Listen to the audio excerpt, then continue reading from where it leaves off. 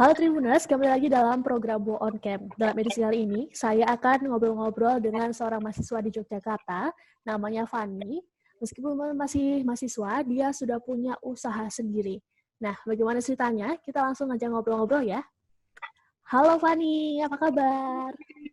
Alhamdulillah baik. Gimana nih kuliahnya? Lancar?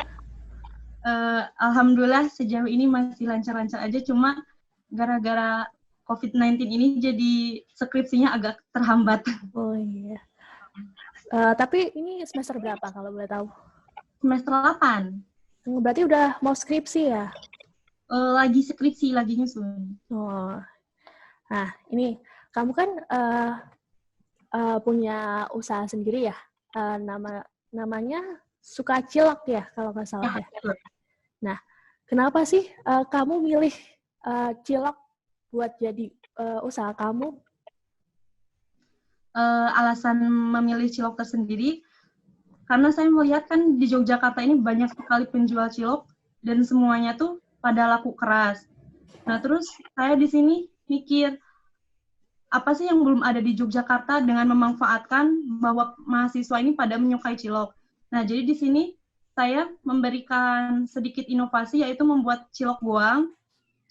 Ciloknya di sini tuh memakai kuah, terus ditambah dengan topping, ada sayap, ceker, tahu, dan siomay kering, terus kemudian dipakai sambal. Jadi tidak seperti cilok yang biasanya yang hanya memakai saus dan kecap saja, seperti itu, Kak. Berarti anti mainstream gitu ya? Iya. Kalau boleh tahu ide awalnya buat usaha cilok ini dari mana ya? Kalau awalnya ini tuh sebenarnya tugas kuliah ya, Kak. Oh, tugas Nah, kuliah. dari mata kuliah di sini tuh mewajibkan mahasiswa untuk membuat suatu produk. Terus saya mencari peluang kalau makanan pedas di Yogyakarta ini banyak sekali peminatnya, termasuk bakso aci, seblak. Nah, terus di sini saya memanfaatkan peluang itu untuk membuat produk dari Sunda juga, seperti itu, Kak. Oh, kamu asalnya dari Jawa Barat ya? Iya, Jawa Barat. Terus, kan kamu awalnya dari tugas kuliah kan? Itu modal awalnya kalau boleh tahu berapa? Untuk modal awalnya itu sekitar 200. Di sana itu dipakai buat membeli blender, terus bahan baku sama kemasannya juga, seperti itu, Kak. Gitu. Waktu awal-awal jualan itu berarti pasalnya ke teman-teman kamu dulu ya? Iya, ke teman-teman kelas, lingkungan sekitar, seperti itu. Kalau harganya sendiri berapa sih satu porsinya itu? Satu porsinya itu mulai dari 10.000 sampai 35.000. Oh, jadi isinya tuh banyak ya, nggak cuman ciloknya cuman beberapa gitu nggak ya? Ada banyak Enggak, gitu ya? jadi ada toppingnya juga. 10.000 itu kalau satu hari itu berarti bisa habis berapa? Enggak, tentu sih, Kak, soalnya di sini bukan cilok goang aja, jadi ada cilok goreng, ada juga cireng isi. Kalau cilok goreng tuh jadi tidak memakai sayap dan ceker, hanya cilok saja, seperti itu. Jadi tidak hanya cilok goang saja menjualnya itu. Oh, kalau sistem pemasarannya ini PO atau emang sudah siap sedia gitu atau gimana? Oh, kalau untuk pas awal-awal PO. Jadi di mana kuliah saya lagi longgar karena pas itu semester 5 kan lagi padat-padatnya juga. Jadi pas kuliah lagi longgar tuh saya memanfaatkan untuk PO ini, PO makanan cilok ini. Kemudian diantar-anterin pada jam 12, terus jam 3 sore sampai jam 6 maghrib, seperti itu, Kak. Berarti menyesuaikan waktu kuliah ya kalau longgar ya. Iya, Terus kalau omsetnya sendiri, kalau dulu awal-awal bisa dapat berapa? Kalau dulu awal-awal tuh masih satu kali perharinya tuh bisa kayak 500, 600 sekitar segitu, Kak. Kalau pas awal-awal PO itu. Banyak juga ya. Alhamdulillah, makanya tak lanjutin. Kalau sekarang itu berapa, Kak? Kalau boleh tahu nih. Sekarang ini sekitar 10-an, Kak. 10. Juta? 10 juta per bulannya, iya. Wah, menarik ya. Makanya iseng-iseng malah jadi Dari dilanjutin. iseng terus malah jadi Iya. keterusan, malah Iya. menghasilkan uang. Terus kalau cara pemasarannya sendiri seperti apa, Kak? Dari internet kah? Atau emang kamu mendirikan kedai atau seperti apa?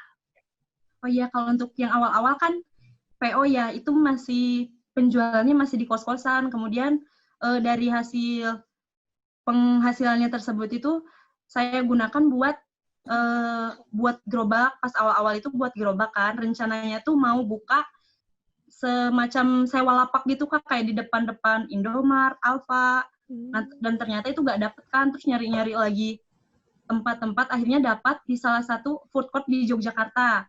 Itu pada bulan September deh kalau nggak salah tuh sewa di sana 4 bulan, sekitar 4-5 bulan. Kemudian kumpulin lagi modal lagi, baru sewa ruko. Alhamdulillah sekarang sudah ada ruko, Kak. Wah, luar biasa ya. Berawal dari tugas kuliah, cuman iseng, malah keterusan, sekarang punya ruko sendiri. Terus bisa dijual secara online juga gitu nggak? Udah ada GrabFood sama GoFood sekarang. Oh, tapi kalau misalnya ke luar kota gitu udah bisa atau enggak? Nah, rencananya sekarang ini, berhubung sekarang lagi ada musibah ini kan, jadi mau mencoba membuat frozen food seperti itu, Kak. Oh, gitu. Terus untuk proses produksinya sendiri seperti apa? Kamu buat sendiri atau kamu ambil dari orang lain atau seperti apa? Semuanya benar-benar dibuat sendiri, Kak. Jadi awalnya kamu sendiri gitu, nggak ada yang bantuin? Waktu awal-awal itu tugas kuliah itu tadi?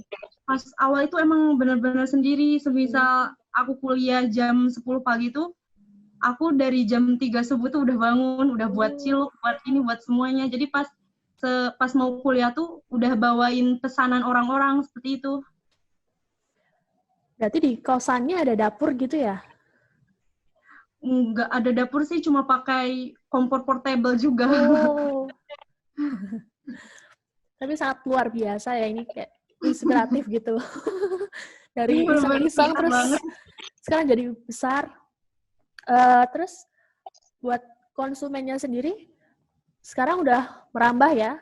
Nggak cuma mahasiswa aja ya? Tadinya kan target utamanya emang mahasiswa, tapi makin kesini ternyata yang kayak pegawai, ibu-ibu yang seperti itu juga pada menyukai. Alhamdulillah bisa diterima semua kalangan. Kalau sekarang kan udah punya ruko nih, berarti udah merekrut karyawan dong? Udah, Kak. Ada berapa?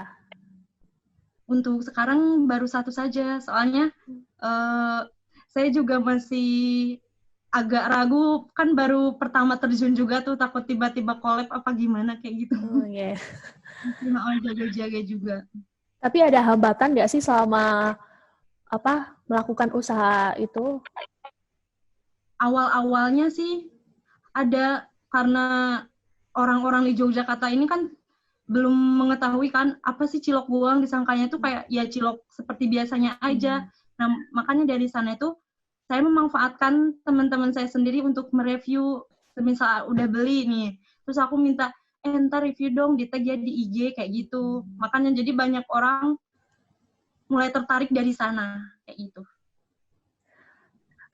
Terus kamu resepnya itu dari mana? Kamu buat sendiri atau emang sebelumnya udah ada cilok-cilok seperti itu, terus kamu kembangkan lagi atau seperti apa?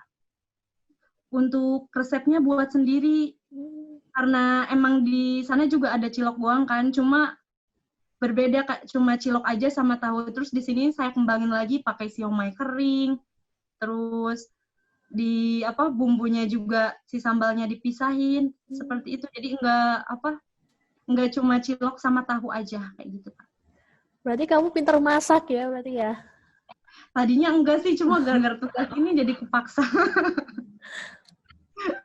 Terus tadi kan waktu awal-awal kamu bilang memanfaatkan teman-teman untuk mereview di Instagram. Nah, kamu ada niatan nggak sih buat minta tolong orang terkenal gitu, kayak misalnya selebgram atau artis gitu buat nge-review dagangan kamu atau gimana gitu? Semenjak ini udah sih Kak, baru food vlogger aja. Yang masih orang Jogja juga. Karena masih pengen memperkenalkan juga, terutama di Yogyakarta ini kan, untuk memperluas pasarnya. Food vloggernya siapa? Banyak sih, kuliner Jogja, terus Jogja Food Hunter, terus Jogja Food Destination, banyak sih Kak kemarin. Tapi kalau buat endorse selebgram yang lebih gede gitu, udah ada niatan Allah kalau makanan yang frozennya ini udah keluar. Yeah. Terus ini kan tadi kan kamu bilang kamu membuat cilok yang ada sayap ayam, ada banyak lah. Tapi ada inovasi lain nggak buat kedepannya buat dagangan kamu ini? Untuk inovasinya sendiri, karena ini kan konsepnya saya, ini kan makanan Sunda ya Kak, cemilan-cemilan dari Sunda. Nah, jadi saya lebih ke membuat produk dari sana kemudian diinovasi. Contohnya untuk sekarang ini ada menu cimol. Nah, cimolnya sendiri ini dibuat jadi cimol pedas, jadi enggak hanya cimol yang rasanya balado, pedas asin, enggak kayak itu. Rasanya itu dibedakan seperti itu. Kebanyakan pedes ya? Iya, Tapi kalau buat yang nggak suka pedes nih, bisa tetap nikmatin cilok kamu nggak nih? Bisa, Jadi ada variannya sendiri gitu ya? Ada berbagai varian. Terus ini kan kita kan lagi ada pandemi nih. Apa-apa kita disuruh di rumah aja. Nah, kamu ada kesulitan nggak selama pandemi ini kemarin? Iya, selama pandemi kemarin kan kebetulan para penjual tuh disuruh libur sementara ya Kak. Nah, jadi selama itu tuh saya benar-benar memperbaiki produk ya, semacam kayak memperbaiki kemasannya sendiri supaya lebih unik lagi kan. Terus saya belajar membuat frozen food-nya juga. Kemudian untuk sekarang ini saya juga mencoba menambah beberapa menu baru seperti itu. Jadi selama pandemi ini benar-benar dimanfaatkan lebih fokus ke menu-menunya itu untuk menambahkannya. Nah, ini kalau misalnya ada Tribuners nih ya, kalau mau beli ciloknya kakak itu gimana? Bisa dibeli di mana? Oh, di GoFood sama GrabFood juga udah tersedia, Kak. Itu untuk area Yogyakarta aja ya? Iya. Iya. Buat frozennya menyusul gitu ya? Ya, insya Allah sih bulan ini, insya Allah. Tapi ada Instagramnya nggak sih kalau misalnya ada Tribuners yang penasaran gitu? Kayak apa sih bentukannya gitu? Ada namanya Suka Cilok. Suka Cilok ya? Iya. Tulisannya biasa ya? Biasa. Tribuners kita ada seorang mahasiswa, tapi udah berani untuk mengeluarkan usaha sendiri, meniti usaha sendiri, dan dari awalnya iseng-iseng, terus akhirnya malah untungnya jadi banyak banget, jadi malah bisa menggaji orang lain. Nah, ini patut kita contoh ya, dari awalnya cuma tugas kuliah, dari modalnya cuma 200 sama 600 tadi ya? 200.000. Ya. Sekarang omsetnya udah sampai 10 juta. Itu kan sangat luar biasa ya. Nah, kamu ada tips gak sih buat para Tribuners ini di rumah kalau yang mau memulai usaha gitu? Ada tips-tipsnya nggak? Sebenarnya tuh untuk memulai usaha tuh yang penting tuh niat ya. Niatnya terlebih dahulu. Terus kalau misalkan kita udah benar-benar niat ini kan, semisal sekarang gagal, kita nggak berhenti di sana aja tuh. Kita pasti mencoba lagi. Karena yang pertama aja dari niatnya aja udah benar-benar, Kak. Karena pas kemarin aja saya kan benar-benar kayak, oh ini makannya kepedesan, benar-benar gak diterima tuh sama teman-teman kan.